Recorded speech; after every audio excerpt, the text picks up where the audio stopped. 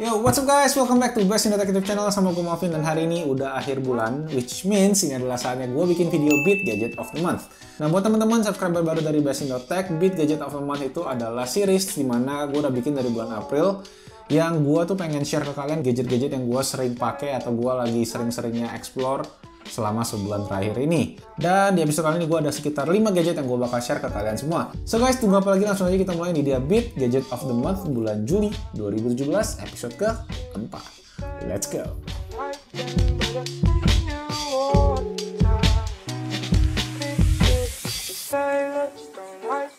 So guys, let's start with the essentials. Gua ada kabel dari Anker. Ini adalah Anker Powerline dan Powerline Plus. Jadi gua ada semua. Jadi gua rata-rata pakai kabel semua dari Anker.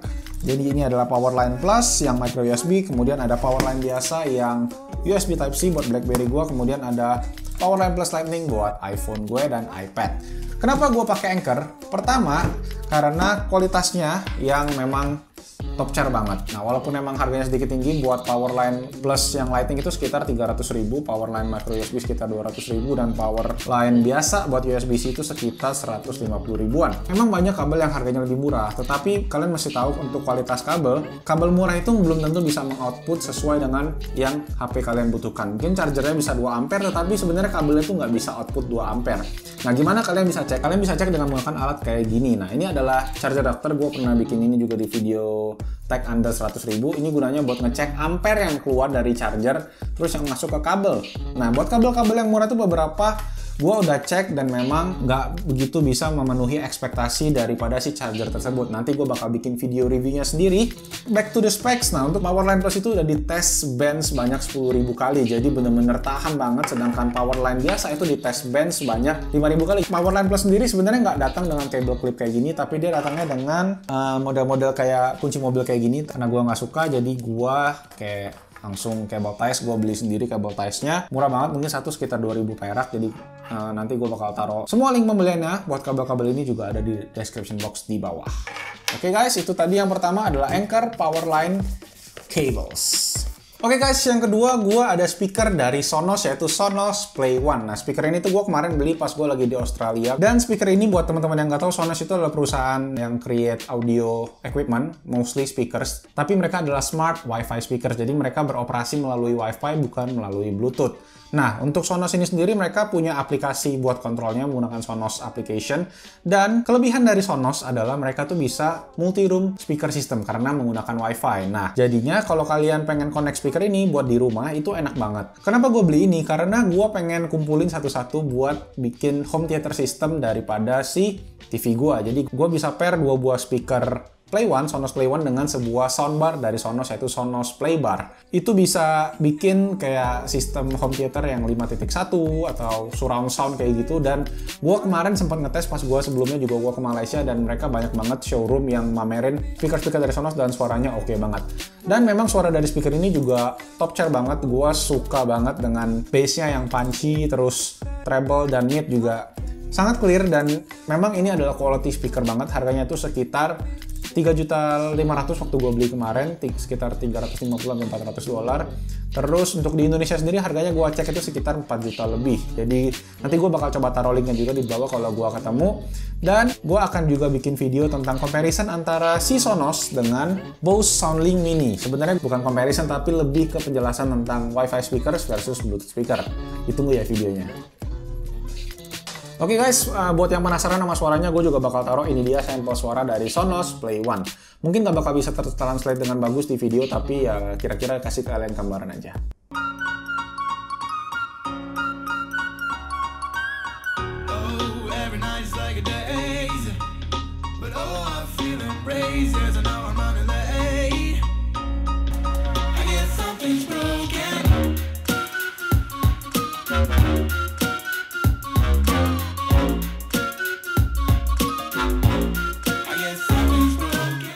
Oke guys, masih di bidang audio, gua ada headphones Active Noise Cancellation yang wireless dan harganya juga terjangkau. Ini adalah Phil Diva Headphones. Kita buka langsung. Tada! Oke, ini ada kabel auxiliary-nya yang menurut gua premium banget guys. Nanti gua kasih close up shot-nya. gold plated, terus ada logonya, logo Phil, kemudian ada remote buat bisa buat Apple dan Android, ada plus, minus, dan juga buat fast forward track. Dan inilah dia guys, headphone-nya sendiri. Oke, gue bakal ambil headphone stand gue dulu. Oke, here we go. This is Phil Diva Headphones. Headphone ini tuh headphone active noise cancellation yang wireless pakai Bluetooth. Saingannya tuh adalah Bose QC35 dan juga Sony MDR1000X yang rentang harganya tuh sekitar 6 jutaan. Nah, untuk Phil Diva ini harganya tuh sekitar 4 juta lebih. Jadi sekitar 3/4 harganya aja, tapi kualitasnya tuh nggak kalah sama sekali. Gue juga cukup shock sebenarnya karena kemarin gue pakai ini tuh buat penerbangan ke Australia dan gue baru sadar kegunaan dari active noise cancelling headphones itu seberapa penting buat kalian yang sering penerbangan jauh. Nah, kemarin gue ke Australia itu penerbangannya sekitar 12 jam dan gue pakai headphones ini. Gila, gue sampai shock, gue sampai bisa ketiduran pakai headphones karena itu pertama kali gue bisa ketiduran pakai headphones. Tapi beneran nyaman banget pakai ini. Kualitas suaranya juga top chair banget. Gue suka dengan bassnya yang nendang walaupun nggak over, terus mid dan treble-nya juga berisi banget. Yang sebenarnya kalian bisa kontrol dari aplikasi si Phil ini. Nah, untuk aplikasinya tersedia buat Android dan iOS. Yang gue pakai sekarang itu di versi iOS. Jadi gue kemarin pakai buat penerbangan sekitar 12 jam dan masih sisa 50%. Phil sendiri klaim kalau headphones ini tuh mampu bertahan selama 25 jam. Jadi lama banget dan bener memang setelah gue pakai selama 12 jam masih sisa 50%. Nah, di sini kita bisa lihat banyak banget fitur-fiturnya. Ada EQ. Kalau kalian suka bass, kalian bisa atur bass. Kalau kalian suka full warm sound, kalian pilih original. Kalau kalian pengen yang lebih treble aja, kalian bisa pilih yang treble. Itu fitur EQ-nya. Kemudian ada storage. Nah, untuk Phil Diva sendiri ada dua tipe. Gua punya ini adalah Phil Diva Pro, sedikit lebih mahal dengan fitur tambahan yaitu adanya storage on board di dalam si Phil Diva ini. Terus ada fitur kayak Siri, kayak asisten buat search lagu. Jadi misalnya kalian connect ke Spotify, kalian bisa search lagu via voice di headphone ini. Canggih banget kan? Karena gue bakal taruh linknya juga di description box di bawah. Plus gue ada voucher diskon. Jadi make sure kalian cek description box. Kalian tuh nggak pernah cek, tau nggak? Gue bingung sampai masih ada aja yang nanya kayak beli di mana bang, beli di mana bang, beli di mana bang. Oke, lanjut guys, ada fitur MEF. Ini adalah fitur utamanya yaitu fitur noise cancellation. Jadi kita bisa lihat MEF itu singkatan dari My Audio Filter. Jadi kita bisa ada 3 pilihan, ada open, ada monitor, ada NC. Kalau open sendiri sesuai dengan namanya open, yaitu kalian bisa nangkap suara dari luar, jadi open mode, jadi semua orang bisa dengar. Semuanya itu ditangkap dari si mic yang ada di samping-samping headphone ini. Terus guys, di bagian samping kanan itu ada sensor yang kalian bisa atur buat volume plus minus, terus buat track playback kayak plus next track atau rewind track. Terus di bagian bawah ada tombol buat on off-nya, kemudian switch untuk high atau low noise cancellation. Terus ada lubang auxiliary 3,5 mm plus micro USB buat ngecas. Build quality-nya sendiri solid banget, kita bisa lihat hinge-nya bener-bener smooth, terus bahannya yang kayak ini apa ya, metal, finishingnya juga bagus banget. Gue dapet yang warna merah karena gue suka merah plus biru, tapi dia nggak ada warna biru, jadi dia cuma ada warna putih dan warna merah. Finishingnya oke banget, nyaman banget, terus sound quality-nya bagus banget, fiturnya banyak banget, dan harganya yang lebih murah daripada Bose dan Sony. Jadi gue rekomen banget buat kalian yang lagi nyari headphone noise cancellation buat beli Phil Diva Headphones. Oke guys, itu tadi item nomor 3. Lanjut ke item nomor 4, gue ada si Doogee Mix. Nah, smartphone ini gue baru aja unbox mungkin beberapa hari yang lalu. Gue pengen rekomen juga ini buat jadi gadget of the month gue karena gue udah pakai beberapa hari dan menurut gue pengalaman menggunakan bezel-less smartphone itu oke banget. Untuk specs, Doogee Mix itu punya layar bezel-less yang sebenarnya nggak gitu bezel-less. Masih ada earpiece-nya di atas buat kalian. Masih sering teleponan tuh masih oke pakai ini karena suaranya masih lumayan kencang ketika gue nyoba. Dibanding dengan Xiaomi Mi Mix yang katanya nggak pakai earpiece, langsung pakai teknologi yang baru itu. Katanya suaranya agak susah didengar. Specs-nya meliputi prosesor MediaTek Helio P25, octa-core 2,5 GHz, kemudian RAM-nya itu 6 GB, terus ada memori onboard sebesar 64 GB, terus baterainya 3350 mAh. So far sih buat gua sehari sekali udah cukup, walaupun gua ada main gaming juga. Karena ukurannya cuma 5,5 inci, jadi masih enak banget digenggam di tangan, dan build quality-nya menurut gua solid karena HP ini berasa agak berat. So far gua udah update software sebanyak 2 kali, tapi kameranya masih nggak bisa jalan. Jadi gue bingung kenapa. Ini gue udah tutup kamera belakangnya tapi masih aja nggak ngaruh kalau gue pindah baru tuh. Dari segi kamera masih berantakan. Terus dari segi software gue bilang masih agak laggy, nggak smooth walaupun udah menggunakan RAM sebesar 6 GB.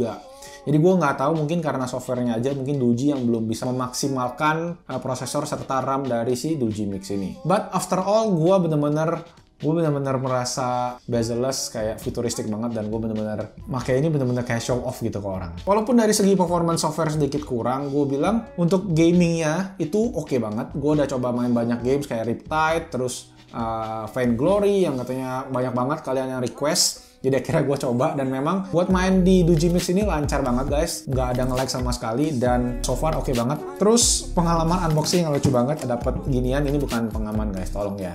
So guys, itu item nomor 4, sorry kalau gue jelasin yang kepanjangan, langsung aja lanjut. Untuk harga sendiri, gue kemarin beli ini harganya sekitar 2,5 juta rupiah sampai ke Indonesia. Jadi buat kalian yang nanya, jangan nanya lagi, gue udah kasih tahu jelas-jelas. Nanti gue bakal tulis link pembeliannya juga di description box di bawah. Make sure kalian cek, oke? Lanjut lagi, kita udah bahas, ini udah item keempat, ke item yang terakhir. Oke guys, untuk item yang terakhir gue ada Xiaomi Classic Travel Business Bag. Jadi kemarin gue pakai tas ini ke Australia selama kurang lebih 9-10 hari, dan gue masukin semua perlengkapan gadget gue tuh di dalam sini. Nah, kalian bisa lihat di sini masih ada botol minum, karena memang gue perlu banget sama slot botol minum, dan tas-tas yang gue review sebelumnya tuh nggak punya slot botol minum, itu yang bener-bener bikin gue nggak jadi pakai mereka. Ini yang pertama. Terus ada slot buat kalian kalau kalian travel, kalian bisa taruh slot depan ini buat taruh paspor, buat taruh KTP, karena sering banget dicek kan kalau kalian ke airport pasti dicekin paspor dulu, KTP, masukin HP, masukin aksesoris, kacamata, itu enak banget karena kantongnya lumayan gede. Gue sendiri masih ada kacamata di sini. Atau kalau kalian nggak mau masukin di depan, kita juga bisa masukin ke 2 kompartemen di atas, karena kompartemen ini kompartemen depan dulu. Kompartemen depannya lumayan gede juga. Gue bisa taruh pena karena ada slot pena di sini, dan juga ada kantong kecilnya. Terus sleepingnya juga enak banget guys, bener-bener smooth, dan gue berasa ini tas durable juga. Dan dalamnya ini masih ada sial gue. Oke, karena di Australia kemarin rada dingin jadi gue bawa shell. Jadi di dalamnya juga ada slot buat laptop 15 inci.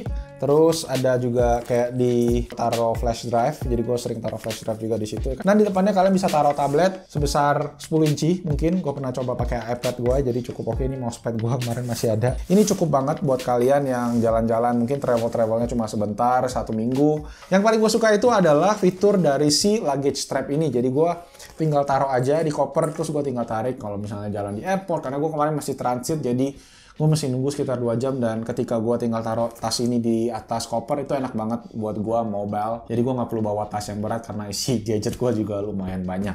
Oke guys, itu dia tadi item terakhir Xiaomi Classic Travel Business. Ini harganya tuh kemarin sekitar hampir 300.000, tetapi waktu abis gue review, tiba-tiba sold out di Instax Studio. Jadi gue ada taruh link dibuat di toko yang lain, tapi harganya sedikit lebih mahal. Jadi sorry guys, kalau kalian mau nunggu harga yang lebih murah, tunggu di Instax Studio. Kalau kalian memang kebelet, beli aja, kayaknya beda sekitar 50.000 kalau nggak salah. Item yang kelima, item yang terakhir dari Beat Gadget of the Month. So guys, that's it. Itu aja tadi video buat Beat Gadget of the Month bulan Juli 2017. Nah, gimana menurut kalian? Ada berita bagus guys. Besinotek akan anniversary sekitar 2 minggu lagi, tepatnya 15 Agustus. Dan kita pengen denger dong ke komen-komen dari kalian. Gue pengen ngadain kompetisi buat kalian, karena hadiahnya tuh ada sekitar 3-5 gadget. Hadiahnya belum pasti, tapi bakalan keren banget guys. Hadiahnya bakalan kalian pasti pengen banget. Terus kira-kira kompetisi apa yang cocok buat acara Beat Anniversary pertama kali ini? So guys, kalian tinggal tulis di kolom comment section di bawah ide kalian. Nanti gue bakal baca satu-satu. Dan itu aja. Thank you semua buat yang udah nonton. Link untuk pembelian semua gadget di sini gue bakal taruh di bawah. And that's it guys. Jangan lupa dicek, jangan lupa komen, jangan lupa cek description buat yang pengen beli. Thank you semua buat yang udah nonton. Like video ini kalau kalian suka, subscribe Besinotek YouTube channel, dan juga jangan lupa follow Instagram kita @besinotek, karena kita juga banyak post teaser-teaser buat anniversary nanti di sana. Nama gue Malvin. I'll see you guys on the next Beat Gadget of the Month episode. Peace.